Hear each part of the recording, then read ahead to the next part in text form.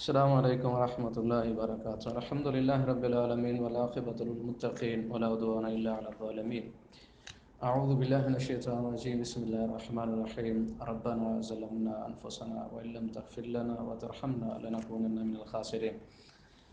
آج یہ ہمارا درس جو ہے وہ اس حوالے سے ہے کہ گناہ اور گناہوں کے اثرات انسان کو نقصان دیتے ہیں، اور ان گناہوں کا علاج کیا ہے اور انسانوں کے لیے کتنا یہ ضرر رساں اور نقصان دہ۔ امام ابن قیم رحمۃ اللہ علیہ ارشاد فرماتے ہیں، گناہ انسان کو ایسے ہی نقصان دیتے ہیں جیسے بدن کے لیے زہر نقصان دہ ہے، ایسے گناہ انسان کے دلوں کے لیے نقصان دہ ہے۔ اور گناہوں کی وجہ سے انسان اتنا جرأت مند ہو جاتا ہے کہ وہ یہ نہیں دیکھتا کہ میں کس کی نافرمانی کر رہا ہوں۔ تو وہ فرماتے ہیں کہ یہ گناہ ہی ہیں کہ جن کی وجہ سے اللہ تعالیٰ نے قوموں اور نسلوں کو تباہ و برباد کیا، حتیٰ کہ ان نسلوں کو بھی جو پہاڑوں کے اوپر چڑھ گئیں، اللہ تعالیٰ نے وہاں بھی اپنا عذاب پہنچایا، پانی پہنچایا اور وہ غرق ہو گئی۔ اور فرماتے اسی طرح نوح علیہ السلام کی قوم کو دیکھیں، اور سمود علیہ السلام کی قوم، لوط علیہ السلام کی قوم، شعیب علیہ السلام کی قوم، اور فرعون اور قارون، حامان، اور اسی طرح بنی اسرائیل اور دوسری ساری وہ قومیں جن کو اللہ تعالیٰ نے ان کے گناہوں کی وجہ سے عبرت کا نشان بنایا، تو یہ اللہ کی نافرمانی ہی تھی، گناہ ہی تھے جو انسانوں نے کیے اور اللہ تعالیٰ نے ان کو تباہ و برباد کر دیا۔ امام احمد بن حنبل رحمۃ اللہ علیہ ایک حدیث بیان کرتے ہیں، وہ فرماتے ہیں کہ جب قبرص جو ہے وہ فتح ہوا اور اس کے اہلیان کو شکست ہوئی، اور جو قبرص کے علاقے کے اندر رہنے والے لوگ تھے ان کو جب شکست ہوئی تو وہ سارے رو رہے تھے، تو اس وقت حضرت ابو درداء رضی اللہ تعالی عنہ وہ بھی بیٹھے رو رہے تھے۔ صحابہ نے پوچھا، اے ابو درداء، آج ہمیں اللہ تعالیٰ نے ان پر فتح دی اور قبرص فتح ہو گیا، تو آپ رو کیوں رہے؟ تو انہوں نے ارشاد فرمایا کہ آپ دیکھیں کہ اس قوم اور نسل اور بنی اسرائیل کو اللہ تعالیٰ نے زمین پر کتنی شان اور شوکت اور عزت اور وقار دیا تھا، تو انہوں نے جب اللہ تعالیٰ کی نافرمانی کی تو اللہ تعالیٰ نے ان کو شکست دی اور تباہ و برباد کر دیا۔ تو کہیں میں اس وجہ سے رو رہا ہوں کہ کہیں ہمارے ساتھ بھی ایسا مسئلہ نہ ہو کہ ہم اللہ تعالیٰ کے احکام کو چھوڑ دیں اور ہمارے گناہوں کی وجہ سے ہمارا انجام بھی وہی نہ ہو جس طرح اس قوم کا ہوا۔ اسی طرح ایک اور حدیث آپ صلی اللہ علیہ وسلم، سنن ابی داؤد کے اندر یہ حدیث موجود ہے، آپ صلی اللہ علیہ وسلم نے ارشاد فرمایا، ایک وقت ایسا آئے گا کہ پوری دنیا مسلمانوں کے اوپر امڑ پڑے گی، اور ایسے امڑے گی جس طرح لوگ جو ہے بھوکے لوگ جو ہے ایک کاسے پہ ٹوٹ پڑتے ہیں کھانے کے لیے۔ صحابہ نے پوچھا، اللہ کے رسول اس وقت ہم کم ہوں گے؟ آپ نے ارشاد فرمایا، نہیں، تعداد میں کم نہیں ہوں گے، بلکہ مسئلہ یہ ہوگا، آپ نے ارشاد فرمایا وَلَٰكِنَّكُمْ غُثَاء كَغُثَاءِ السَّيْلِ، آپ نے ارشاد فرمایا اس وقت لوگوں کی حالت یہ ہوگی کہ وَلَٰكِنَّكُمْ غُثَاء كَغُثَاءِ السَّيْلِ، کہ اس وقت انسان مسلمان کچرے کی مانند ہوں گے، یعنی اپنے اعمال کی وجہ سے، اپنے گناہوں کی وجہ سے، اللہ تعالیٰ کی نافرمانی کی وجہ سے ان کا کوئی وزن نہیں ہوگا۔ دنیا کے اوپر ان کے دلوں سے دشمن کے دلوں کے اندر مسلمانوں کا، ان انسانوں کا رعب اللہ تعالیٰ نکال دے گا اور ان کے اندر وہن پیدا ہو جائے گا۔ صحابہ نے پوچھا، اللہ کے رسول وہن کیا ہے؟ آپ نے ارشاد فرمایا، یہ لوگ دنیا سے محبت کرتے ہوں گے اور مرنے سے کراہت محسوس کریں گے۔ یعنی ایک تو یہ کہ کچرے کا مطلب یہ ہے کہ کسی نیکی کی کوئی قدر نہیں ہوگی ان کے دل دماغوں میں، کسی وصف، کسی خوبی کی کوئی قدر ان کے دلوں کے اندر نہیں ہوگی، اور دنیا سے اتنی محبت ہوگی کہ مرنے سے ان کو کراہت ہوگی کہ ہم مرنا نہیں چاہتے، دنیا سے بڑی محبت ہوگی۔ تو یہ گناہ انسان کو ایسی سٹیج پہ لے جاتے ہیں کہ کوئی ایک خوبی بھی، کوئی ایک وصف بھی ان کے دلوں کے اندر مضبوطی سے ٹھہرتا نہیں ہے، گناہ تباہ و برباد کر دیتے ہیں۔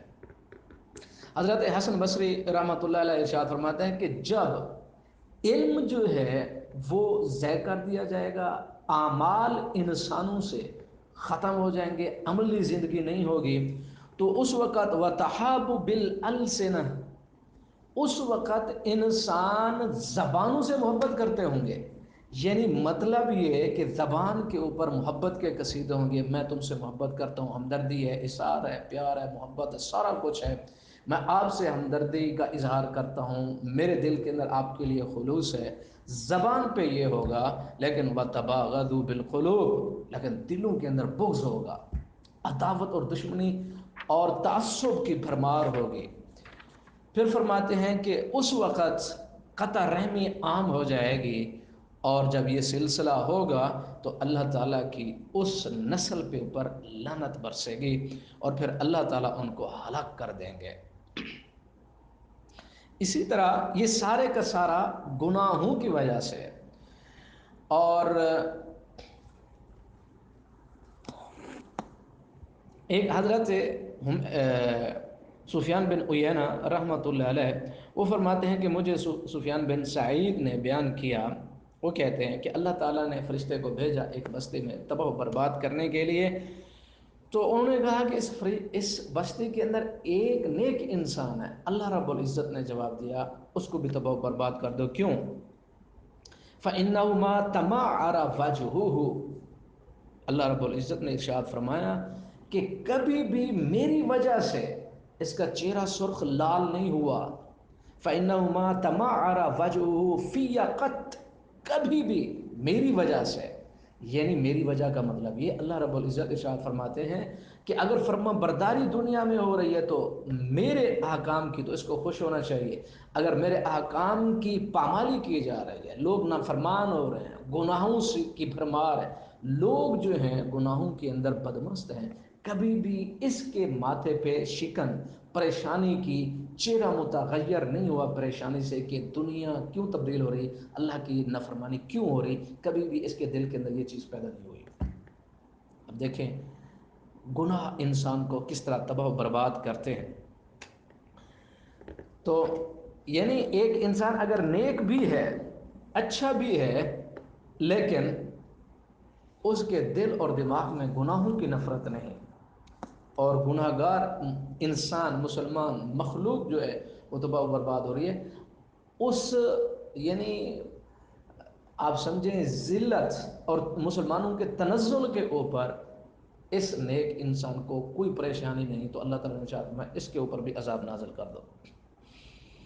اسی طرح سلف صالحین میں سے بعض سلف صالحین کا یہ قول ہے کہ جس نے امر بالمعروف چھوڑ دیا، نہی عن المنکر چھوڑ دیا،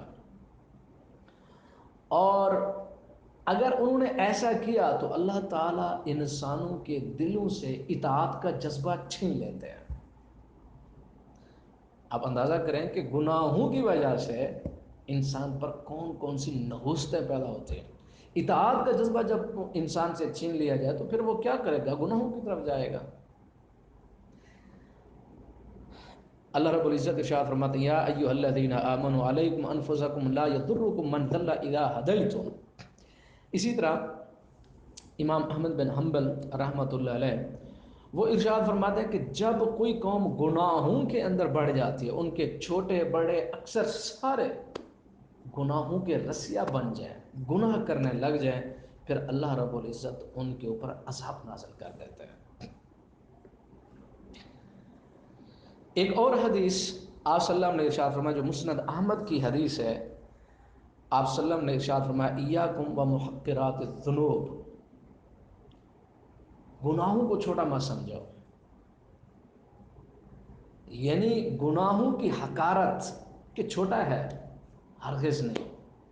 گناہوں کو اگر ایک مسلمان چھوٹا سمجھتا ہے، چھوٹا سمجھتے ہوئے کرتا چلا جاتا ہے، تو وہ اس کا نتیجہ اور رزلٹ کیا بنتا ہے؟ آپ صلی اللہ علیہ وسلم نے ایک مثال دی. ایک قبیلہ ہے، وہ کسی وادی کے اندر گیا اور پورے کا پورا قبیلہ، پوری ایک یعنی جتنی بھی تعداد تھی وہ سارے کے سارے گئے. سردار نے کہا لکڑیاں جمع کرو، انہوں نے جمع کی، اور جمع کی تو چھوٹی چھوٹی لکڑیاں کتنا ایک یعنی لکڑیوں کا ایک گٹھا سا بن گیا.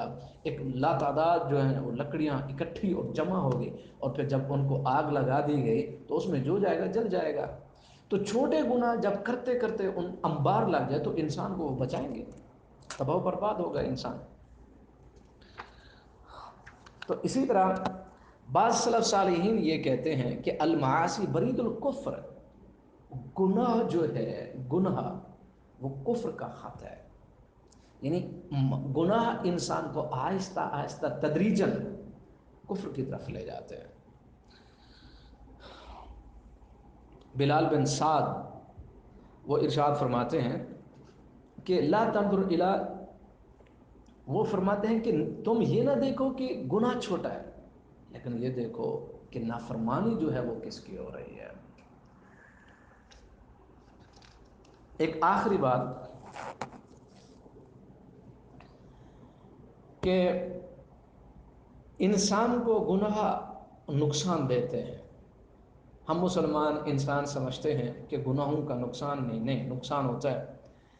جس طرح انسان کے بدن کے اوپر زہر اثر کرتا ہے، آج کرے کل کرے پرسوں کرے، لیکن اس میں اثر انداز ہونا ہوتا ہے. مثلا میں آپ کو مثال دوں، ایک بولا کتا اگر کسی کو کاٹ لے تو پھر اس کا اثر ہفتے میں ہو، 2 ہفتے میں، مہینے میں، سال میں، اس کا اثر ہونا ہے.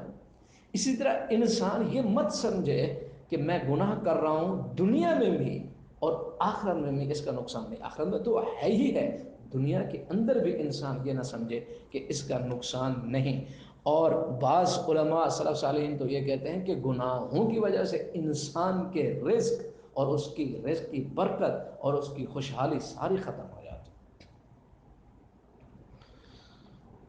امام احمد بن حنبل رحمۃ اللہ علیہ حضرت ابو درداء سے بیان کرتے ہیں تو انہوں نے فرمایا اعبدوا اللہ کانکم ترونہ، تم اللہ کی عبادت ایسے کرو جس طرح اللہ تمہیں دیکھ رہا ہے. اور فرماتے ہیں تم اپنے آپ کو مردوں میں شمار کرو، پتہ نہیں کہ کب موت آ جائے. وَاعْلَمُوا أَنَّ قَلِيلًا يُغْنِيكُمْ خَيْرٌ مِّن كَثِيرٍ يُلْهِيكُمْ.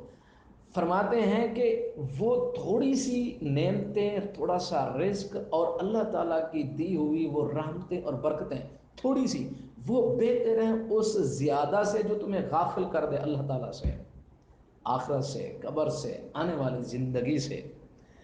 اور فرماتے ہیں کہ اور یہ یاد رکھو کہ نیکی لا یبلا، وہ ضائع نہیں ہوتی، اس نے رزلٹ نتیجہ نکالنا ہے. وَأَنَّ الْإِثْمَ لَا يُنْسَى، اور گناہ کبھی بھلایا نہیں جاتا، وہ بھی قدم، اس کے بھی اثرات، نیکی کے بھی اثرات. وہ آج نکلیں، وہ کل نکلیں، وہ نسلوں میں نکلیں، وہ بچوں میں، وہ اولادوں میں، وہ بیوی بچوں میں، وہ ان کے بڑے ہونے میں. بہرحال گناہ کا بھی اثر ہے، نیکی کا بھی اثر ہے، لیکن گناہ انسان کو تباہ و برباد کر دیتے ہیں، اس کی دنیا بھی، اس کی آخرت بھی. اللہ تعالی ہمیں چھوٹے یا بڑے، اللہ تعالی ہمیں ہر قسم کے گناہوں سے محفوظ فرمائے.